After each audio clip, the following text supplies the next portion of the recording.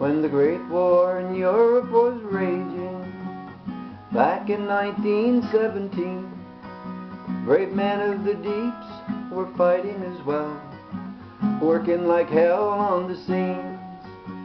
In number 12 mine in New Waterford town, brave men risked their lives every day, fighting the enemy, black lung and gas, risking their lives for their pay.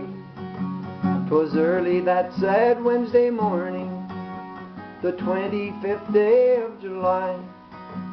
The men left their families and loved ones at home. For some it was their last goodbye. 270 miners stood the gap as they did every day.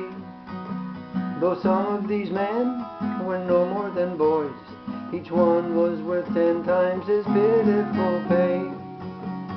Number 6 West was the scene of the crime. In a crosscut the fresh air flow stalled, so poison gas hung on the cold-faced dead end, in a deep undercut where the next blast would fall.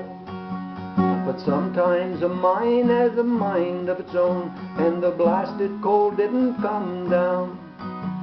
The deadly spark snaked its way back to the men, charging the methane that clung on the ground. In a murderous moment their spirits were gone, not a second to pray or to cry. 62 lost with no chance to be saved, but 3 young men laid down their own life to try. The mine was a cold-hearted mistress, but she doesn't hold all of the blame. Her guilt must be shared with those big boardroom fools who bet the men's lives in their sick profit gain. For the owners would pay no attention when warned there was death in the air. Small money for gratis would keep the men safe, but profit was their greatest care. Blood and money for lawyers and judges determined what justice would be. The families in union were buried once more when the court set the rich bastards free.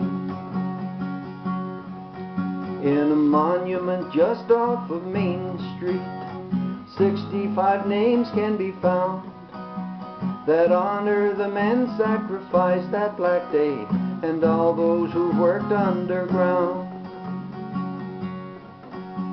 The mine is now closed, the land is reclaimed, the head frame and hoist are all gone, but carved in their monument and in our hearts, these 65 heroes live on.